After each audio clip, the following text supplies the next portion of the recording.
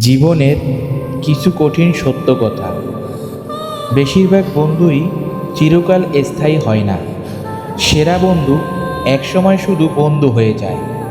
বন্ধু একসময় পরিচিত মানুষে পরিণত হয় এবং পরিচিতরা অপরিচিত হয়ে যায়।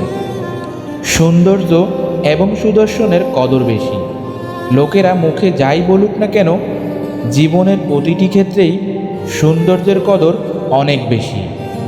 পুরো পৃথিবীটাই নিষ্ঠুর। ঘরের বাইরের জগতের প্রত্যেকেই কেবল নিজের ভালো খুঁজছে। তাই কখনো কারো উপর অন্ধবিশ্বাস করবেন না।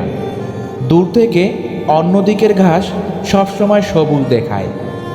সবসময় অল্পেই সন্তুষ্ট এবং খুশি থাকতে শিখুন।